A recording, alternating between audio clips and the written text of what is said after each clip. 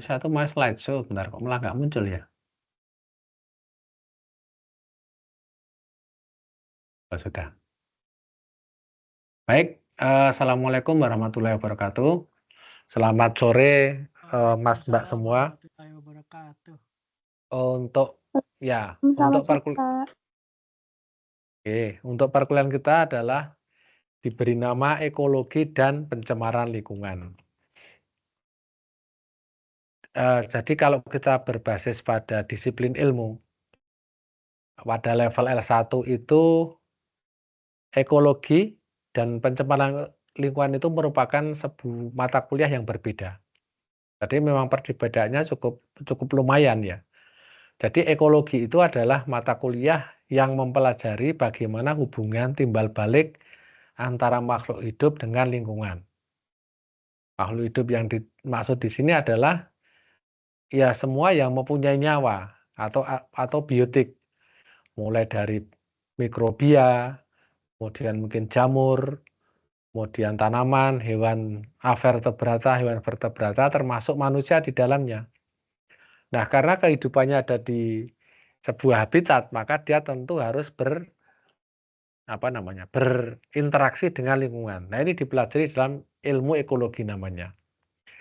Sedangkan pencemaran lingkungan ini lebih menitik beratkan pada perubahan lingkungan akibat kegiatan dari faktor natural dan faktor manusia.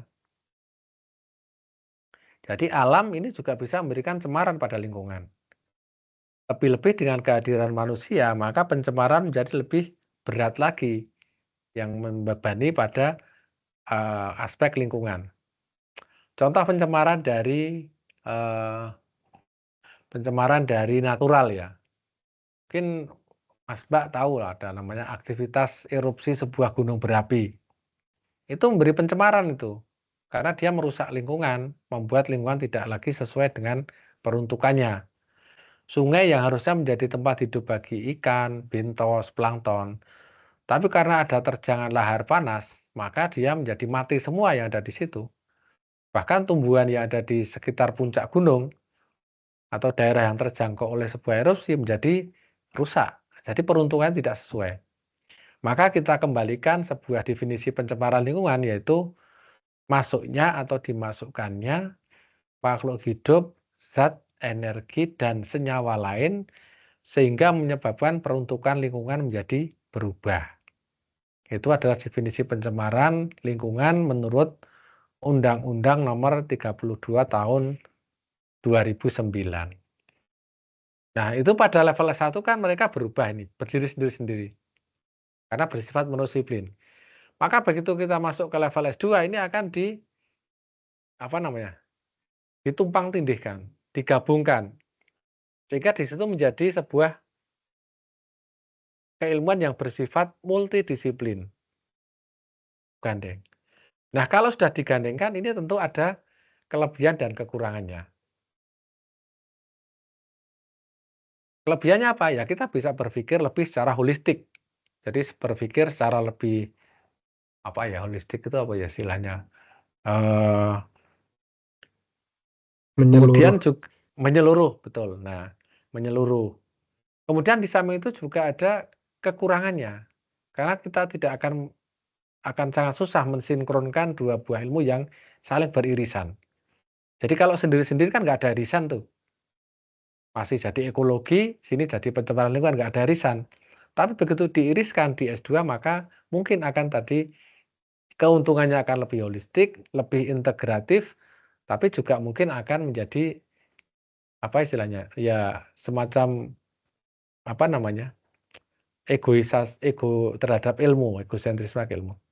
Saya contohkan gini, orang saat kita masih sendiri, saya sendiri sebagai seorang bujang, ada seorang wanita juga bujang, itu kan pernah nggak ada masalah itu. Saya ekologi, si wanita ini pencemaran lingkungan, tidak ada masalah. Saya mau beli sound system, punya duit, mau main kemana, mau bikin rumah, nggak ada masalah. Si wanita ini juga tidak ada masalah, mau beli uang buat perawatan wajah, mau beli buat nonton drakor, nonton pergi ke Korea nggak masalah. Tapi begitu kita sudah menjadi sebuah ikatan, ada multidisiplin di situ, ada irisan saya dan wanita tadi menjadi istri saya, maka tidak lagi kita bisa mempunyai, tapi secara holistik kita bagus, punya cita-cita hidup, punya angan-angan membangun sebuah rumah tangga seperti apa. Kita istilah punya negara yang mau dibawa kemana negara itu tergantung dari kita berdua. Tapi juga ada masalah di sini. Jadi saya tidak lagi sembarangan punya duit saya beli mobil. Harus ada yang diajak pertimbangan. Sama istri saya juga mau main ke Korea, juga harus minta izin, harus ada diskusi di situ. Nah itu eh, sebuah ilmu yang di S2 ini memang kita mengintegrasikan dalam sebuah multidisiplin. Nanti di S3 beda lagi, di S3 adalah transdisiplin yang mungkin akan berbeda nanti rumah. Nah, oleh karena itu kita bicara dulu pada aspek secara monodisiplin dulu ya. Jadi ekologi ini adalah sebuah ilmu yang tadi mempelajari timbal balik antara organisme dan lingkungan.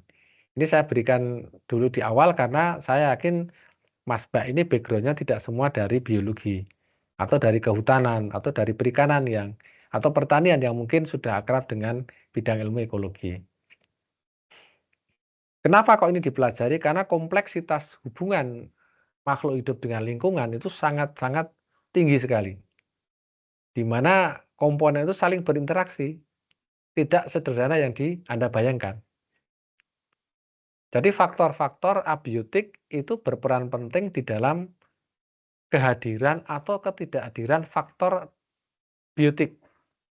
Faktor abiotik seperti misalnya jenis tanah, ketersediaan air, kelembaban udara, pH tanah, suhu udara, intensitas cahaya, kemudian mungkin angin, arah angin, curah hujan, itu sangat memberikan dampak pada faktor biotik di situ. Mbak pernah dengar yang namanya durian petruk, mungkin dari teman-teman yang di Jepara tahu durian petruk, atau jambu delima dari Demak. Itu kalau ditanam durian tadi tidak di Jepara atau jambu delima tidak ditanam di Demak, tidak akan menghasilkan cita rasa yang selezat kalau ditanam di mana dia berada. Nah, itu ada faktor abiotik di situ. Kita nggak tahu apakah itu dari iklimnya, atau dari curah hujannya, atau cahaya mataharinya, atau jenis tanahnya, atau nutrisi di dalam tanah. Itu kita sangat beragam, interaksinya sangat beragam.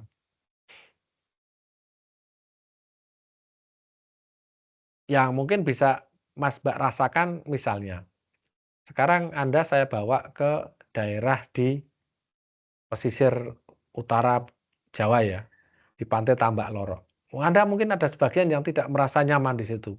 Ah kok gerah, sumuk, panas, apalagi mungkin terik matahari yang menyengat. Karena ada faktor-faktor yang di situ yang membuat Anda tidak nyaman. Sekarang saya bawa ke daerah di Dieng misalnya. Mungkin beberapa minggu lalu sedang apa istilahnya? Istilahnya kan upas ya. Upas itu saat itu di Dieng suhunya 0 derajat. Air banyak yang membeku, menjadi es, bukan membeku.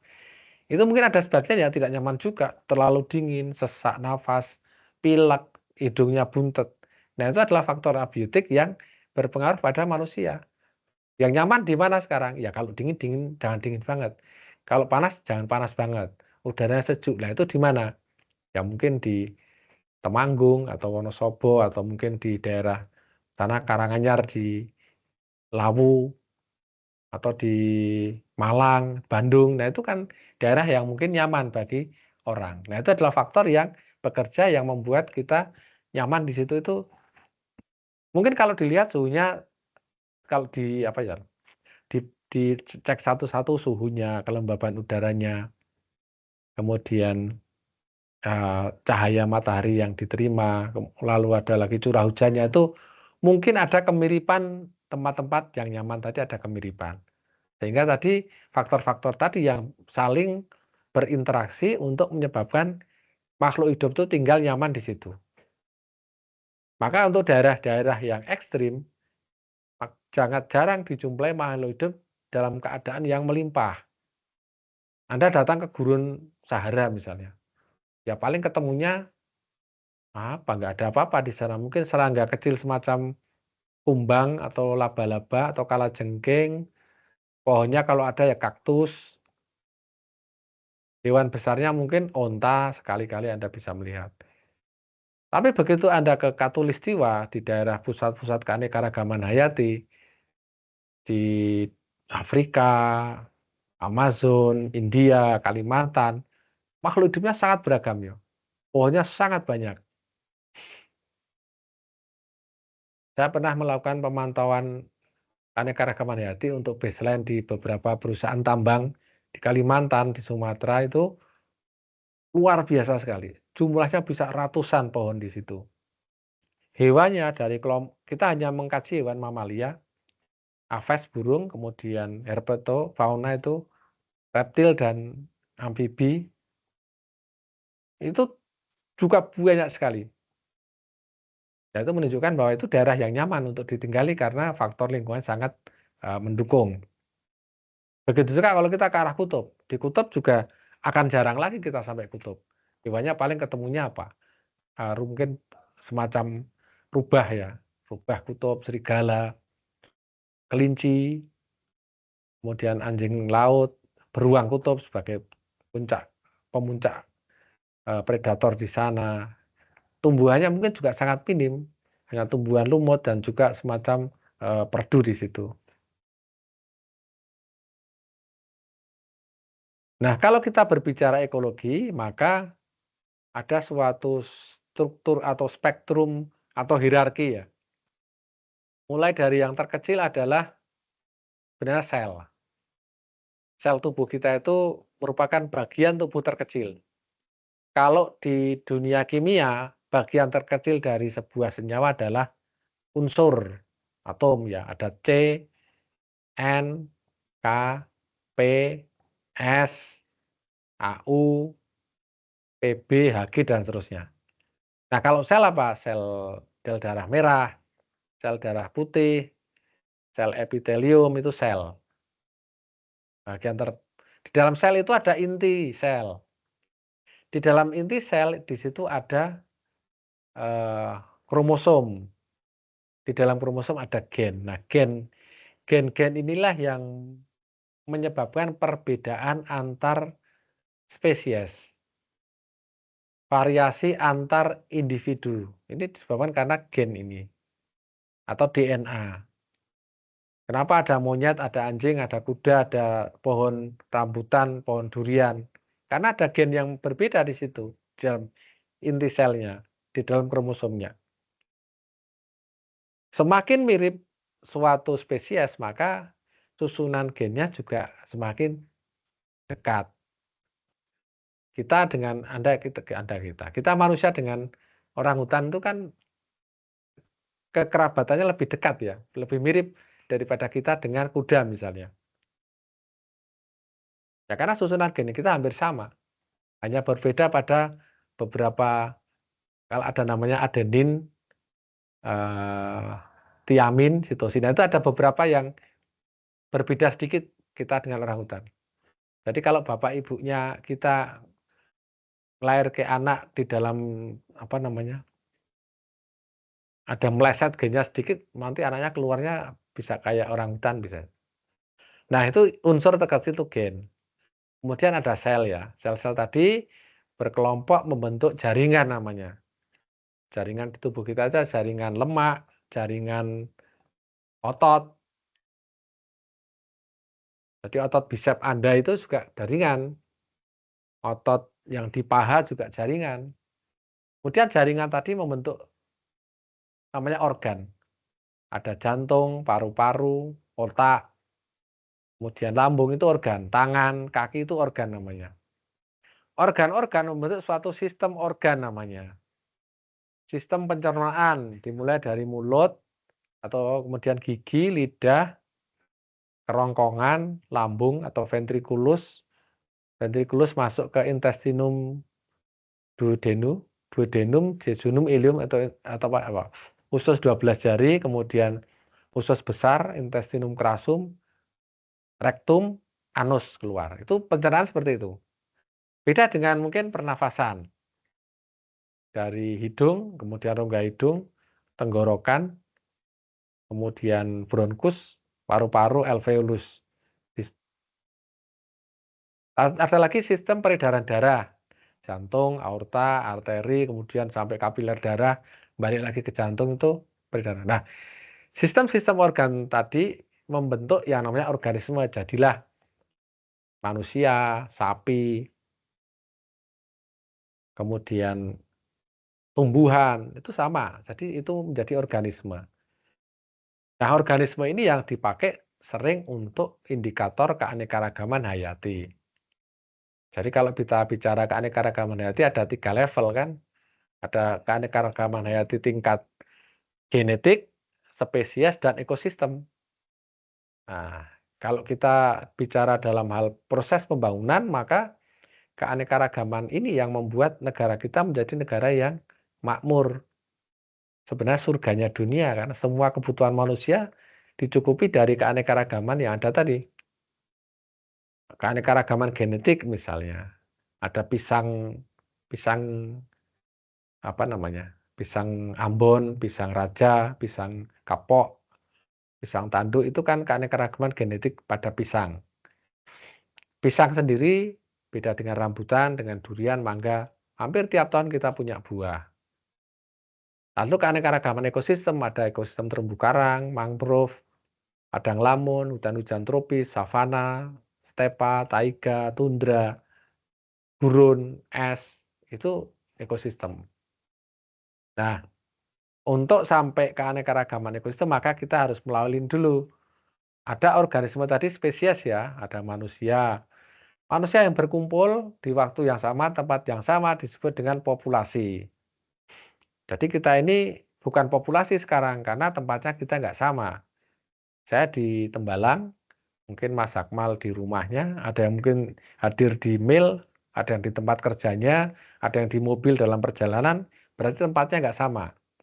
Tapi kalau kita dalam satu kelas, di kelas secara fisik, di mil misalnya, itu kita satu populasi, populasi manusia yang mengambil mata kuliah ekologi dan pencemaran lingkungan. Terus bagaimana Pak kalau misalnya di kecamatan Semarang, Semarang Barat, hanya ada satu pohon pisang, apakah itu populasi? Ya bukan, karena dia hanya satu individu. Jadi populasi itu harus kelompok, kelompok itu lebih dari 2, lebih dari 1 individu baru disebut dengan populasi.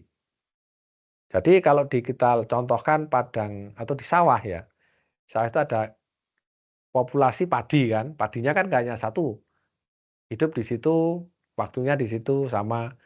Ada populasi ikan mungkin, ada ikan-ikan nila di situ. Ada populasi katak, kataknya nggak ada satu. Populasi belut lah, populasi burung pipit, populasi kupu atau serangga wereng. Maka itu disebut populasi-populasi yang ada di sawah. Nah, kelompok populasi tadi, wereng, burung pipit, padi, ikan, belut, katak, itu disebut dengan komunitas. Jadi kumpulan populasi yang ada di tempat yang sama itu disebut komunitas. Tempat yang sama, waktunya sama. Nah, kalau ini ditambah dengan faktor abiotik, ada jenis tanah, air, pH air, suhu udara, kelembaban, angin, curah hujan, maka dia menjadi ekosistem sawah. Jadi ekosistem itu adalah komunitas plus faktor abiotik di situ. Jadi secara hierarki berarti dari gen, sel, jaringan, ini harus ada sistem organ, ada organisme, populasi, komunitas, akhirnya menjadi ekosistem. Ekosistem yang ada di bumi banyak sekali. Kumpulan berbagai ekosistem membentuk yang namanya biosfer. Nah, nanti di belakang ada tuh biosfer. Mohon maaf Pak. Ya, silakan Mas Akmal. Slide-nya belum berubah Pak di ininya, di show-nya ini apakah memang Masih spektrum ekobiologi ya? Ya, masih di bagian pengertian ekologi, Pak. Loh, gimana ya? Ini sudah belum, Mas? Belum, Pak. Gini aja lah. Gini aja ya, Ini, Pak. kelihatan Ya, lah. ini ya kelihatan nih, Pak. Ya, gini aja daripada saya harus ngulangi upload lagi. Jadi spektrum ekologi itu seperti itu ya Pak, Mas, Mbak semua ya. Dari penjelasan tadi mungkin bisa dilihat, di cross check-kan dengan yang ada di PPT. Nah, kajian ekologi itu ada mulai dari sistem organisme ini. Jadi organisme, populasi, komunitas itu dipelajari di dalam sistem ekologi. Sebentar, mohon izin saya ngecas dulu.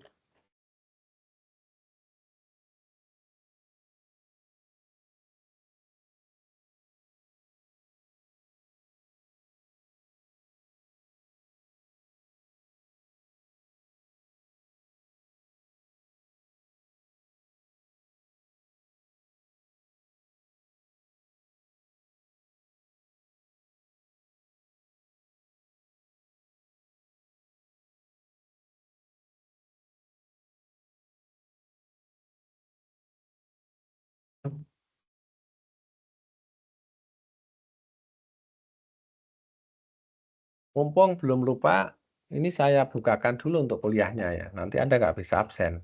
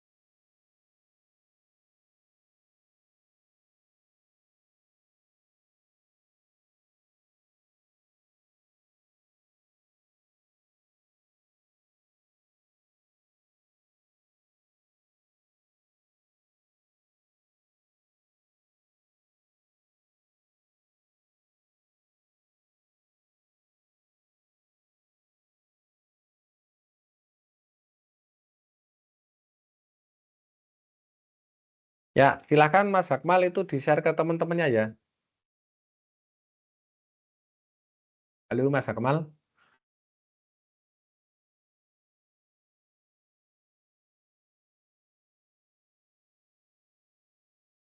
Baik, Pak. Sudah di-share. Ya. Baik, saya lanjutkan ya. Jadi itu tadi terkait dengan apa itu ekologi ya. Jadi ini sebenarnya kan slide berikutnya lebih ke arah definisi tentang ekologi. Saya kira kalau ini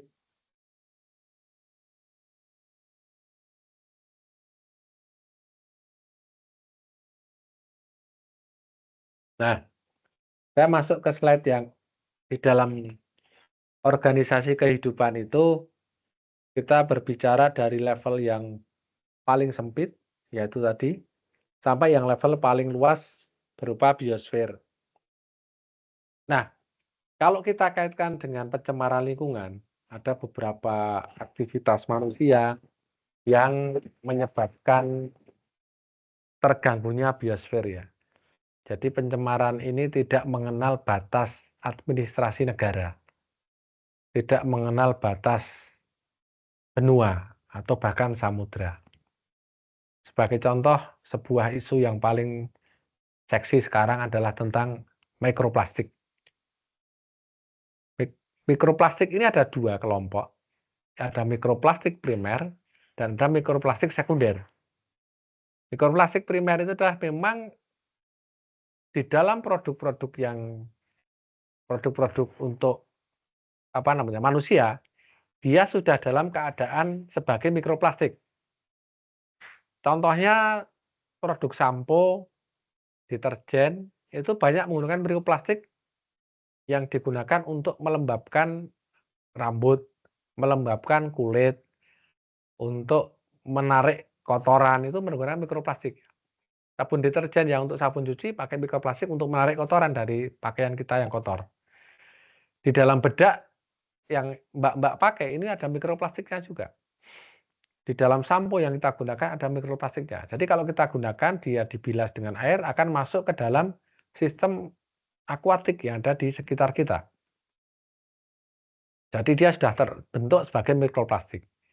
Ada mikroplastik yang sekunder, ini merupakan hasil degradasi, dekomposisi dari bentuk yang lebih kompleks. Ibu-ibu belanja pakai tas kresek. Anda minum minuman kemasan pakai plastik. Ada mungkin pralon, ada mungkin plastik HDPE. Nah, itu kalau di lingkungan dibuang sebagai sebuah sampah, lalu terkena sinar ultraviolet, suhu tinggi, maka dia akan terdegradasi menjadi mikroplastik, yang disebut dengan mikroplastik sekunder. Nah, di alam mikroplastik ini sudah terdapat di banyak tempat. Karena apa? Karena tadi secara biosfer kita sudah tercemar dari sini. Mikroplastik yang dihasilkan di Kecamatan Bergas di Ungaran mungkin akan sampai di Tambak Lorok. Mikroplastik yang ada di Temanggung, misal di Magelang, bisa jadi akan sampai di muara Sungai Progo di pantai selatan. Bahkan plastik sudah banyak ditemukan di kutub selatan, di benua Antartika itu ada banyak plastik di situ. Yang mana kalau kita lihat tidak ada orang tinggal di situ, tapi cemaran mikroplastik dari berbagai belahan dunia akhirnya bisa tersebar kemana-mana. Nah, secara biosfer, maka ini menjadi sebuah gangguan. Dan mikroplastik tadi akan masuk ke dalam tubuh organisme, kemudian organisme ikan atau kerang atau apa, dimakan manusia, akhirnya muaranya juga akhirnya pada manusia juga. Jadi perjalanan mikroplastik ini biasanya nanti akan di air dulu, kemudian di dalam air mestinya akan terendapkan di sedimen. Sedimen ada hewan bentos, di air ada ikan, ada plankton, masuk ke sana melalui rantai makanan, nanti sampai pada manusia akhirnya. Dan ini mesti jumlahnya bisa berlipat ganda, yang disebut dengan biomagnifikasi. Nah, sebenarnya pencemaran lingkungan ini akan menyebabkan kerusakan pada beberapa struktur ya, dari air, tanah, udara. 3 komponen utama di dalam ekosistem kan itu. Secara biologi kan air, tanah, udara. Jadi pencemaran yang diakibatkan oleh aktivitas alam maupun manusia menyebabkan gangguan pada ekologi, yaitu air, tanah, udara. Awalnya, nanti kelamaan akan sampai pada makhluk hidupnya. Makhluk hidupnya tidak langsung kepada yang tertinggi secara rantai makanan, tapi mungkin dari yang paling rendah dulu, yang sederhana, lama-lama jadi dampaknya pada organisme tingkat tinggi.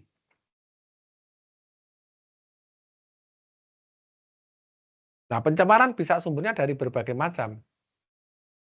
Aktivitas pertanian, kita menggunakan pupuk kimia untuk meningkatkan produksi. Kita menggunakan insektisida untuk memberantas hama. Dampaknya apa?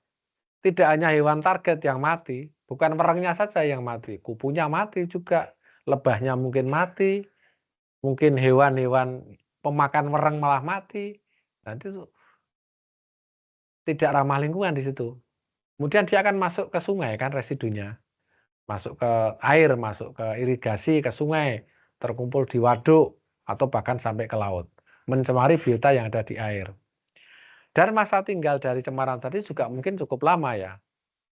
Dia mempunyai kemampuan untuk menimbulkan efek letal, kematian pada organisme. Ataupun efek subletal, tidak mati tapi dia tercemar oleh bahan tadi. Pupuk juga seperti itu. Cemaran di rawa pening, kemarin kita kan ke rawa pening itu. Enceng gondok melimpah karena apa? Karena terjadi eutrofikasi.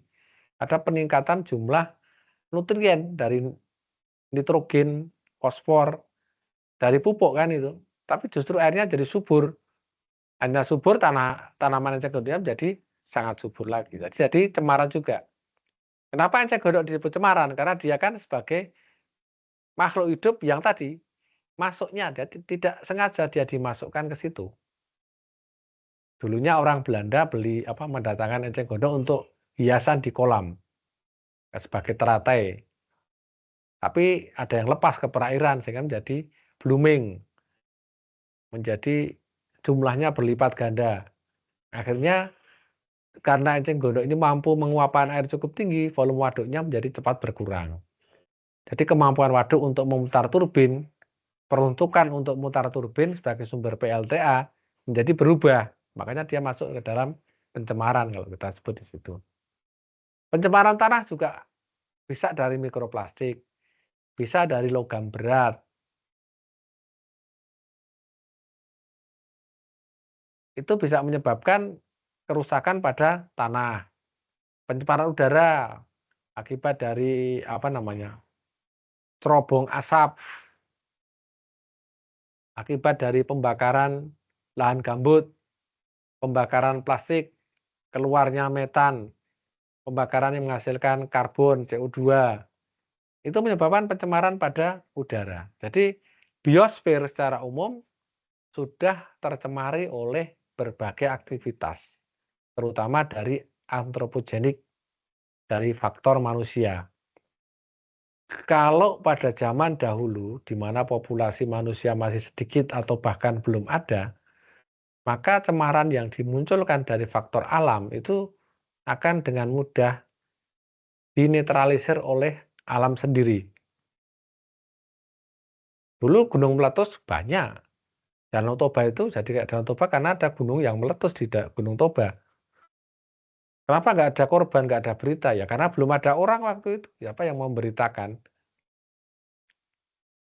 Catatan gunung yang meletus dahsyat mungkin dari Gunung Tambora. Kemudian Gunung Krakatau. Nah, itu mulai ada catatan tuh. Krakatau menimbulkan tsunami. Apa dampaknya? Kerusakan pantai di Banten. Dia kan secara berarti rusak, terganggu, tercemar. Tapi karena itu dari faktor alam, dia bisa pulih dengan cepat. Ya sekarang sudah jadi pantai yang indah di Banten tadi. Pantai Carita, pantai mana? Anyer, pantai Labuan. Kemarin ada tsunami lagi kan waktu 2022 Desember itu. Ada konser Seventeen kalau nggak salah itu di Tanjung Lesung itu terkena tsunami juga. Walaupun nggak besar tapi menyebabkan kerusakan juga. Sekarang sudah pulih lagi juga. Kalau dulu memang dahsyat ya bencana itu.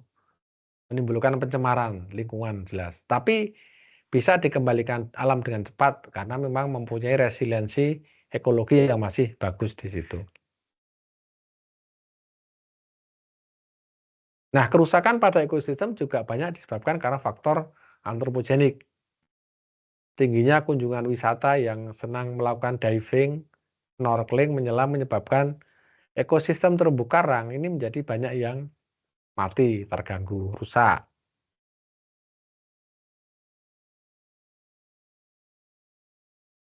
Hutan hujan tropis banyak ditebangi untuk diambil tambang batu bara menjadi rusak.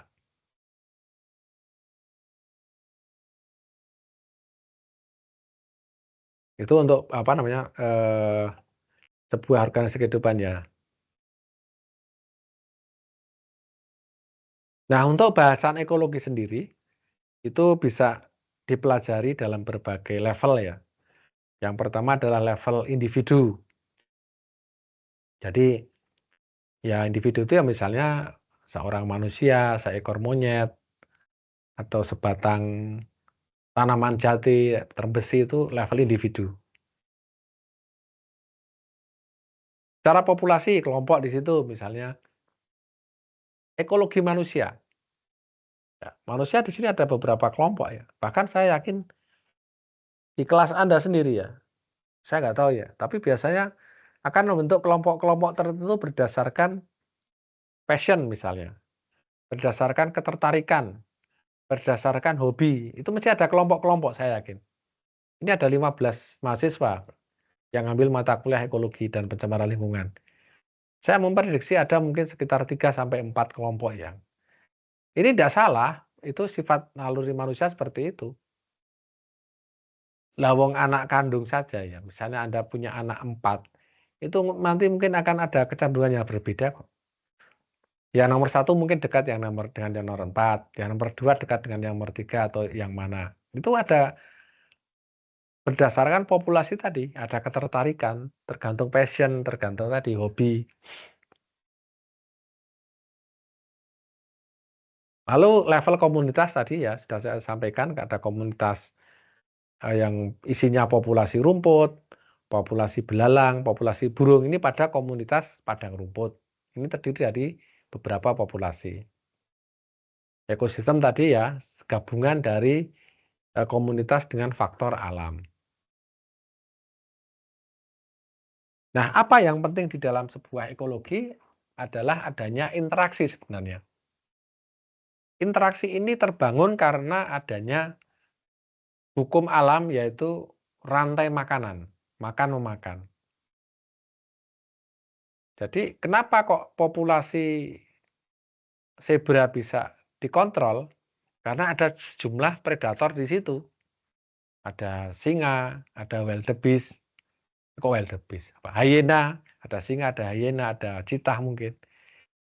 Itu bisa mengontrol populasi dari zebra. Zebra akan mengontrol populasi dari rumput. Nah, itu adalah sebuah interaksi di situ. Interaksi juga bisa bersifat saling menguntungkan.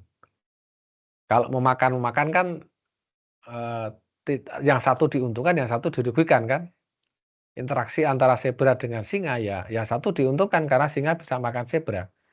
Zebranya dirugikan karena dia mati sebagai mangsa. Bedanya apa dengan parasit? Kalau mangsa itu adalah si predator akan memakan mangsa tadi sampai habis. Sampai yang dia bisa makan maksudnya. Nanti akan. Tapi kalau parasit itu dia akan justru menjaga agar inangnya tidak mati. Kalau sebuah tanaman benalu menyebabkan kematian pada induk atau inangnya, misalnya pohon mangga gitu. Ya nanti dia belanunya ikut mati juga kan, karena dia tidak bisa mencari makan. Nah, dia akan menjadi parasit bagi pohon mangga tadi.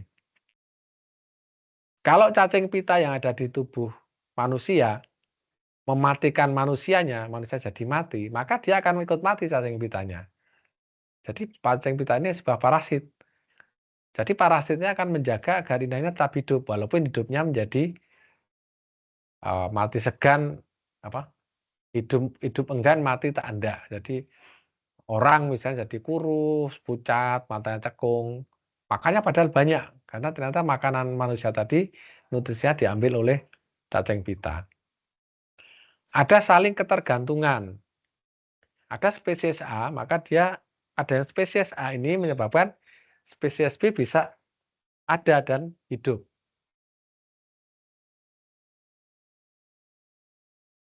Ada keanekaragaman ya, tadi ya banyaknya keanekaragaman spesies, saya sebut spesies jenis itu menyebabkan diversity-nya tinggi. Indeks keanekaragaman tinggi menyebabkan ekosistemnya menjadi sehat dan stabil. Adanya keharmonisan dan adanya kemampuan untuk berkelanjutan. Jadi harmonis dan berkelanjutan ini sebenarnya menunjukkan suatu produktivitas di situ. Produktivitas bukan dalam bentuk fisik ya. Misalnya ekosistem sawah menghasilkan padi itu bukan seperti itu yang dimaksud. Tapi lebih ke arah jasa-jasa ekosistem yang dihasilkan oleh habitat tadi. Misalnya bagaimana dia mampu menjaga siklus hidrologi. Air terlalu ada dalam keadaan yang seimbang itu karena siklus hidrologinya bagus. Ada siklus karbon misalnya, siklus nitrogen, siklus biogeokimiawi itu dicopang oleh adanya produktivitas, keharmonisan, dan kemampuan berkelanjutan. Kalau ada polinator, ada kupu, ada burung kolibri itu mampu melakukan penyerbukan sehingga tanaman bisa bereproduksi. Itu adalah disebut dengan keharmonisan. Ada hewan tumbuhan yang mati dengan cepat dilapukkan. Misalnya ada kerbau atau gajah lah atau badak yang mati yang kulitnya tebal. Mungkin akan kesusahan bagi hewan tertentu makan. Tapi ada burung bapak makan bangkai yang mungkin memakan bagian lunak dulu, kemudian bagian yang lebih keras dimakan oleh apa istilahnya macam mikrofauna tanah atau belatung sehingga menyebabkan bangkai dari badak tadi hilang dalam waktu yang tidak terlalu lama. Itu keharmonisan. Kalau tidak ada yang memecah serasah atau karkas bangkai tadi, coba bayangkan berapa jumlah bangkai yang ada di muka bumi ini. Mungkin perang zamannya perang zamannya Majapahit itu orang yang meninggal masih utuh semua. Wah, menjadi masalah kan di mana-mana. Itu sebuah keharmonisan sebenarnya. Kematian dinosaurus yang dulu katanya ada, bangkainya sekarang masih utuh semua karena tidak bisa didegradasi. Itu adalah sebuah keharmonisan yang muncul dari sebuah ekosistem. Nah, manfaatnya apa? Ya dari keanekaragaman hayati ini maka kita bisa hidup sampai sekarang. Kita semua makan atau bisa mendapatkan energi dari keanekaragaman hayati. Semua makhluk hidup akan mempunyai energi kalau dia melalui proses rantai makanan. Kalau tidak rantai makanan, maka akan ada makhluk hidup yang mengalami kepunahan karena dia tidak bisa mendapatkan sumber energi, sumber untuk memelihara sel-sel tubuh, untuk meningkatkan kemampuan reproduksi, itu karena harus dia cukup makan minum dulu. Sebuah penelitian menunjukkan ya di Kalimantan ada seorang peneliti ya, kebetulan pernah kunjungan ke kami namanya Wendy, dia meneliti orangutan selama 12 tahun. Polanya menunjukkan pada saat musim buah, panen raya buah, itu tingkat kelahiran kehamilannya tinggi untuk orangutan. Nah, itu menunjukkan bahwa apa ya? Semua makhluk hidup itu perlu makan untuk bereproduksi, untuk memelihara sel-sel tubuh, untuk bergerak, untuk menjaga kesehatannya.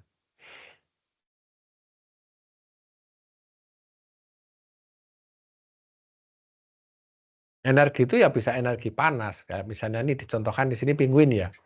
Dia kalau tidak cukup makan ya tetap walaupun dia teradaptasi dengan suhu dingin, ya tetap akan mati kalau nggak dapat makanan dalam waktu yang lama mungkin. Karena dia tidak punya sumber energi untuk mempertahankan suhu tubuhnya.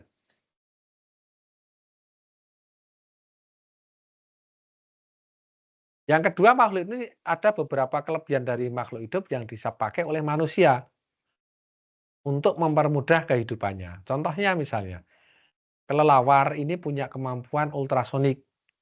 Jadi dia mengeluarkan semacam gelombang suara, kemudian diletakkan ke depan, kalau ada menimpa sesuatu, mengenai sesuatu, dia akan balik lagi, dia bisa menghindar dari itu. Jadi kelelawar terbang itu tidak menggunakan matanya. Sama lumba-lumba juga akan menggunakan sonar yang dimiliki untuk menghindari atau mencari echolocation ya di situ ya, mencari suatu lokasi. Nah, ini bisa dipakai oleh manusia ya. Misalnya untuk teknologi di kapal selam atau mungkin teknologi yang lain yang bisa seperti itu. Contoh lagi yang kemampuan hewan untuk ini contohnya adalah tikus mondok.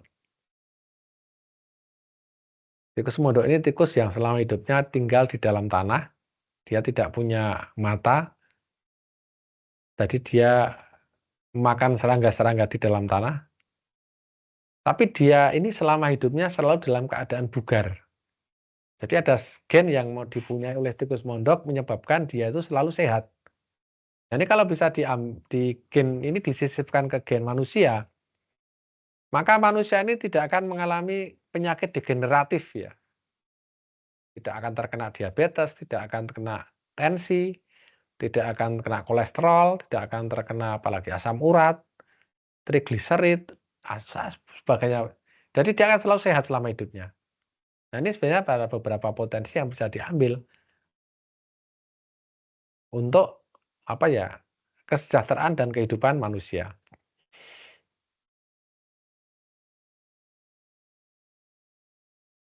Nah, ekologi juga bisa dipakai untuk membantu manusia mengetahui dampak dari produk-produk yang digunakan dan memberikan pengaruh yang negatif kepada lingkungan ya. Misalnya tadi pemberantasan hama dengan DDT, diklorodifenil yang ditujukan untuk memberantas hama ternyata justru mencemari lingkungan manusia dan organisme lainnya.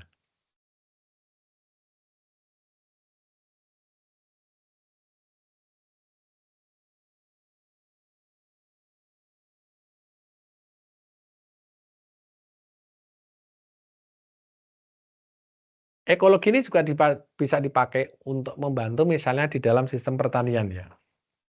Jadi ada sebuah ilmu, kalau kebetulan saya orang Jawa ya, saya orang Jogja, dan saya dari ya desa juga, itu mereka punya ilmu titen ya. Titen itu apa sih? Niteni itu mencermati segala sesuatu hal. Bahwa menanam padi itu tidak boleh dilakukan pada musim-musim, menanam padi itu dilakukan pada saat bintang luku, sebuah rasi bintang itu keluar. Mungkin di saat itu akan terjadi sumber curah hujan yang tinggi sehingga tidak perlu irigasi. Mungkin ada lagi namanya di di Pranoto Mongso ya. Dalam satu tahun dibagi dalam beberapa masa. Ada masa di mana di saat itu hama penyakit menular itu sangat banyak. Mereka menyebutnya wiso kumentar ing maruto ya. Jadi akan disebarkan oleh angin hama penyakit tadi. Nah, itu saat itu mungkin banyak terjadi penyakit sehingga saat itu tidak cocok untuk misalnya membeli anakan sapi, kambing untuk dipelihara itu nggak cocok karena dia nanti akan relatif tidak tahan terhadap adanya hama penyakit tadi. Nah, kalau kita lihat di negara kita kan seperti itu. Kemarin ada hama penyakit namanya PMK ya, penyakit mulut kuku. Sebabnya apa? Bakteri antraks. Orang Jawa nggak tahu itu bakteri antraks itu kayak apa. Tapi mereka tahu bahwa pada saat-saat tertentu musim ini, bakteri antraks ini mudah tersebar. Jadi mungkin lembab sehingga dia reproduksinya pembelahan selnya bisa cepat, menyebabkan gangguan pada hewan ternak, mulut kukunya menjadi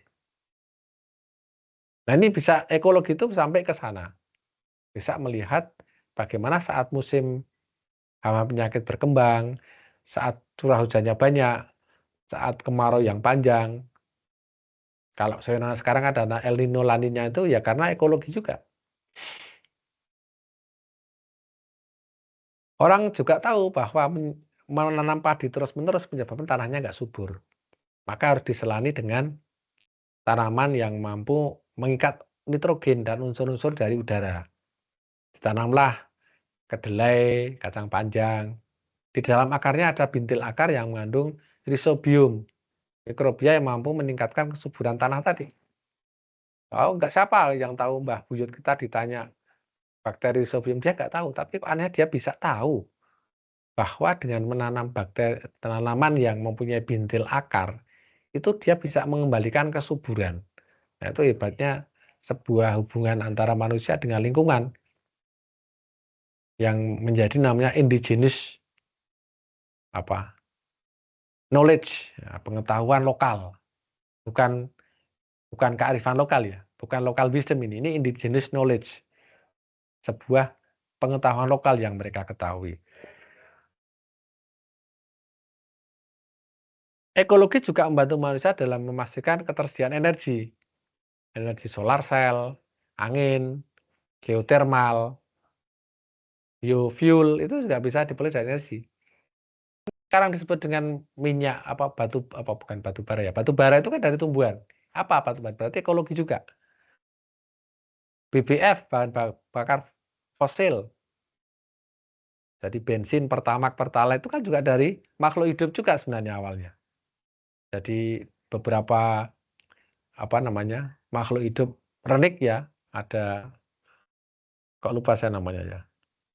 Foraminifera yang termampatkan dalam suhu dan tekanan tinggi sehingga berubah menjadi senyawa hidrokarbon.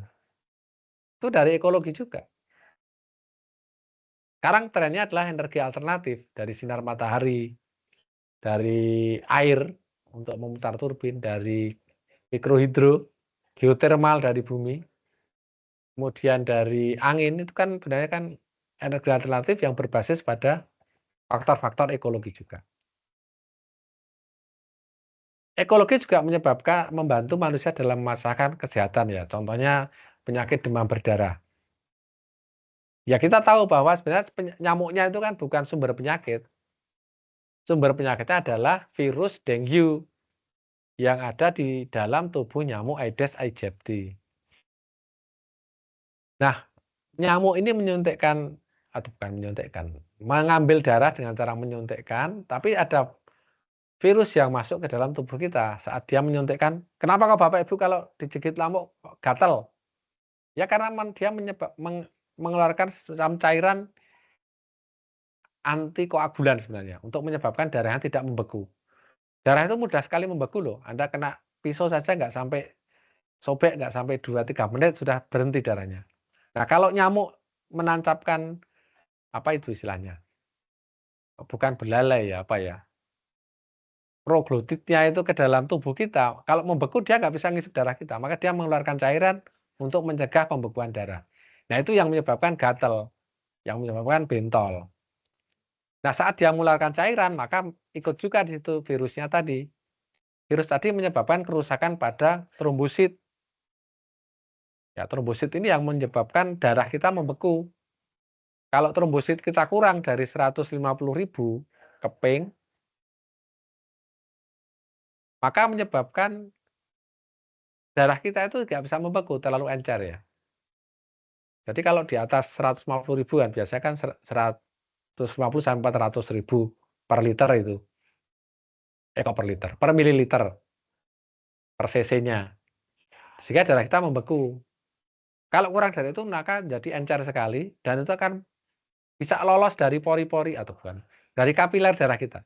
Pembuluh darah kita itu kan bukan seperti selang yang buntet. Dia itu ada lubang-lubang juga. Nah, lubang tadi darah itu bisa keluar kalau trombosit kita kurang dari 150.000. Makanya kalau orang terkena DB kan tangannya jadi merah-merah, ada ruam merah itu karena darahnya bocor dari pembuluh darah. Nah, kalau yang bocor di bagian vital, cernaan, di usus, maka resikonya ya kematian. Sehingga faktor-faktor atau resiko kematian dari penderita DB itu karena bocornya pembuluh darah pada organ-organ vital. Nah, biologi tahu bahwa nyamuk tadi itu dia punya siklus metamorfosis. Nyamuk bertelur, menetas jadi jentik, jentik jadi kepompong, kepompong jadi nyamuk. Nah, kita bisa memutus siklus nyamuk tadi kalau kita tahu ekologinya ya. Harus membersihkan air yang, kalau air desa itu kan air yang tergenang tapi yang bersih malahan. Jadi itu bisa diputus sehingga menjadi untuk pemberantasan penyakit karena demam berdarah tadi. Ini adalah beberapa irisan ya, irisan tentang ekologi, bahwa ekologi ini juga kajiannya sampai kepada biologi molekuler. Morfologi itu adalah apa namanya? Bentuk fisik dari sebuah makhluk itu morfologi ya. Kalau biologi molekuler tadi DNA, RNA, gen tadi di biologi molekuler. Genetika itu ilmu tentang pewarisan sifat, ya hubungannya dengan DNA tadi. Kenapa kalau bapak ibunya tinggi-tinggi, anaknya jadi tinggi? Ya itu karena dia membawa gen tinggi.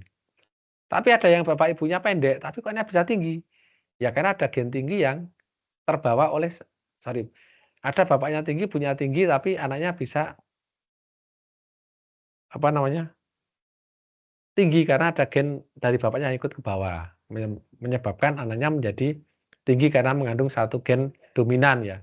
Dominannya kan tinggi, tidak dominannya kan rendah. Tapi ada yang bapak ibunya tinggi, tapi kok anaknya ada yang tinggi, ada yang pendek. Nah, itu karena memang pewarisan sifat seperti itu. 25% yang nanti dominan, tinggi-tinggi, udah 50% itu resesif, jadi dia tinggi tapi membawa gen pendek, dan ada yang pendek karena gen yang tidak, yang resesif tadi akan muncul di 25% yang lain. Seperti menyilangkan tanaman kembang bougainville yang warnanya putih dan merah. Ada yang warnanya merah, ada yang putih, ada yang pink atau merah jambu karena adanya pewarisan gen tadi. Kemudian ekologi, fisiologi, bakteriologi dan seterusnya ini merupakan irisan di dalam sebuah ekologi. Jadi ekologi ini secara keilmuan bisa dibagi menjadi dua, yaitu out ekologi dan sin ekologi. Out ekologi ini mempelajari individu dalam hubungannya dengan lingkungan dengan pendekatan fisiologi. Sin ekologi mempelajari kelompok individu sebagai satu komunitas. Ya, ini pengaruhnya terhadap komposisi dan struktur vegetasi.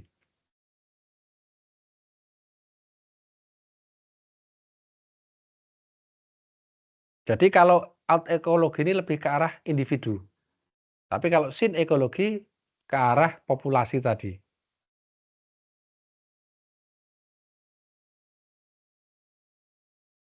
Ya, contoh misalnya ya.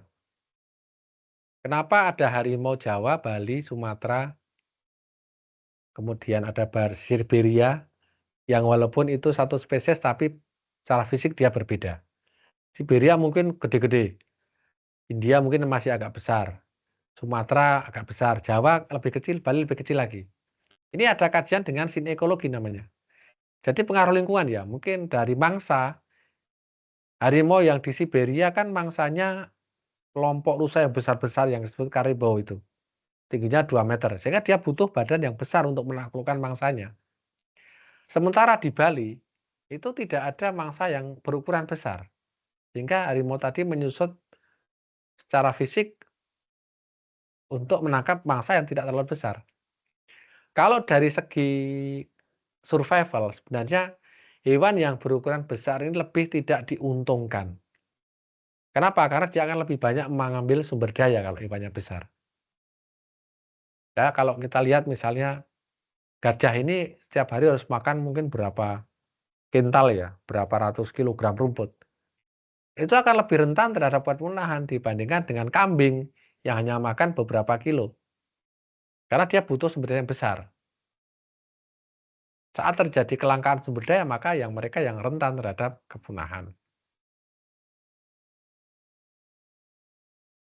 Nah, juga ekologi ini nanti bisa dihubungkan dengan taksonomi. Taksonomi ini apa ya?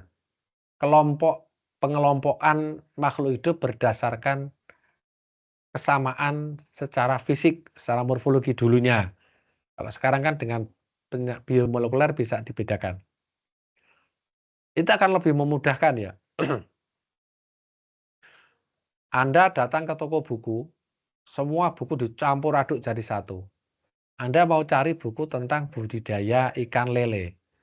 Pas sampai pusing sampai sehari di situ mungkin akan susah ketemu.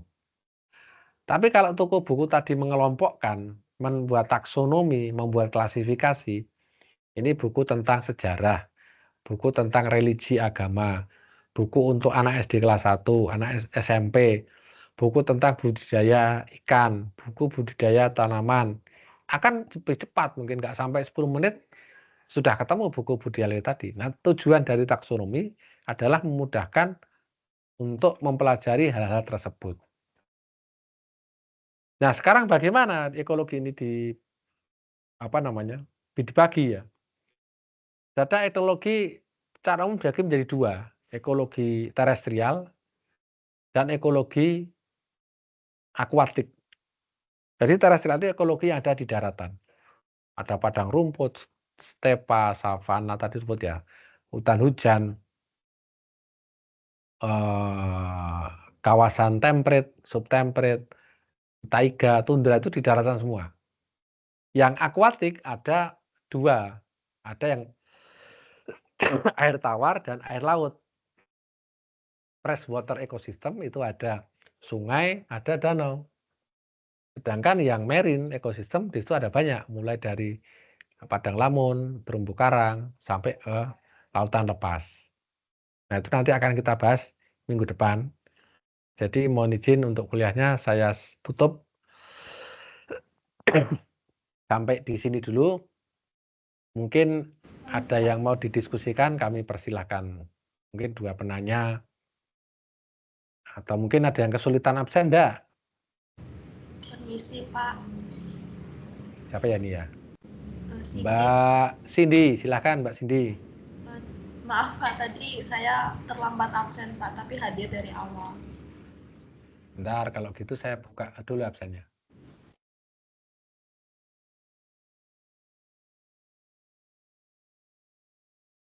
Ini yang belum absen ada, saya panggil saja ya daripada saya susah-susah nanti.